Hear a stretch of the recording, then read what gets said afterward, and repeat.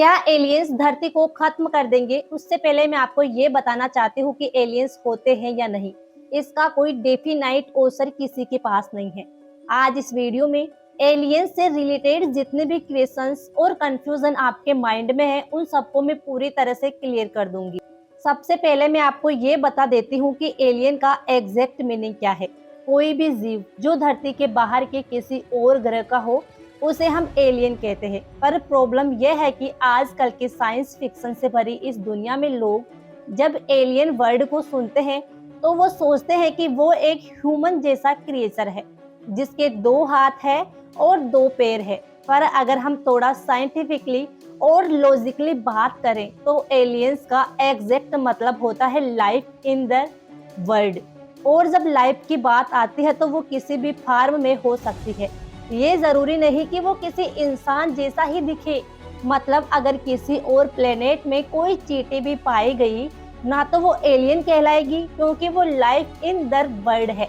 पर क्या हम सोचते हैं, हमारे दिमाग में तो ये बैठा हुआ है कि एलियन का मतलब एक विलेन जैसा क्रिएचर है जो धरती को खत्म कर देगा।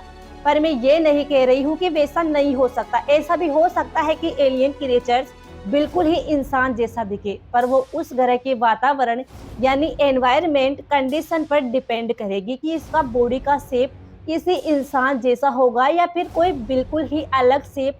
जब से नासा एस्टेब्लिश हुई है तब से हजारों लाखों कंसिडेंस हुए हैं जो प्रूव करती है कि दूसरे ग्रह पर भी जिंदगी बसती है। पर जैसा कि मैंने कहा, बिल्कुल हमारी तरह शेप वाले एलियंस की प्रोबेबिलिटी बहुत ही कम है।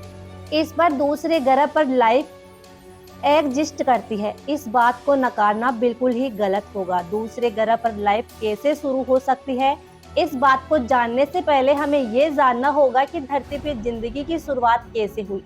इसके लिए हमें उस समय जाना होगा जब धरती काफी यंग थी। साइंटिस्ट को अभी तक एग्जैक्ट आंसर नहीं मिला है जो एक्सप्लेन कर सके कि आखिर इस यूनिवर्स में लाइफ शुरू कैसे हो सकती है। पर बहुत सारे थ्योरीज निकाली गई। सबसे कॉमन थ्योरीज ये कहलाती है कि लाइफ की शुरुआत धरती पे ही हुई। इस थियरी के हिसाब से लाइफ की शुरुआत धरती की शुरुआत के समय बने केमिकल अमीनो एसिड के चलते हुई जो बहुत पहले से धरती पर थी, उस समय से जब धरती जस्ट फॉर्म ही हुई थी। ये थियरी बड़ी ही इंटरेस्टिंग थियरी है क्योंकि ये जो वर्ड है ना, इत्तेफाक यानी कोइंसिडेंस, ये वर्ड क्या क्या कर सकती है उसे इसने दर्शाया है। इस थियरी के हिसाब से अमीनो एसिड के मोलिक्यूल्स आपस में टकराते हैं और ये रेडमली लाखों साल तक टकराती रही। लाइफ की फॉर्मेशन के लिए इस एक प्रॉपर कॉम्बिनेशन चाहिए, पर वो स्ट्रक्चर लाखों साल तक नहीं बन पाई। पर उस समय किसी एक दिन बेचांस इत्तेफाक से वो कॉम्बिनेशन बन गई जिसके चलते उसी मोलेक्यूल से एक ऐसा स्ट्रक्चर बना जो जिंदा था, जिसके अंदर जिंदगी थी, जिसके अंदर लाइफ था। उसके अंदर सेल अवेयर सेल भी था। उस कॉम्बिनेशन के चलते पहले एक सेल वाली ऑर्गेनिज्म होगा। इस धरती पे सबसे पहले लाइफ समुद्र के अंदर ही शुरू हुई। तो यही थी उसके पीछे की कहानी और इसीलिए ये कहा जाता है कि जहाँ जल है वहाँ जीवन है।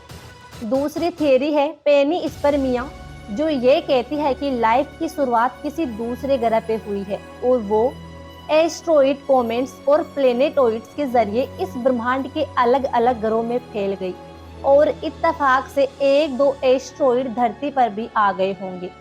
ये तो ऑब्वियस बात है कि छोटे छोटे जीवाणु एस्ट्रॉइड पर सवार होकर एक दूसरे जगह को इंसिडेंटली ट्रांसफर हो सकते हैं। इस थियरी को बहुत सारे लोगों ने एक्सेप्ट किया है।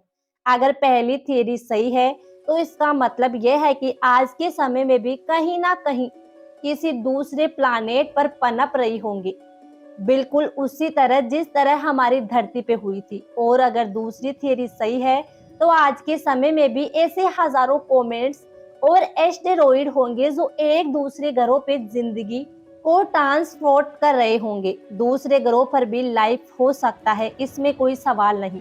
पर दूसरे ग्रहों पर बिल्कुल हमारे ही जैसे दो हाथ दो पैर वाले क्रिएचर्स हो सकते हैं, ये संभव तो है।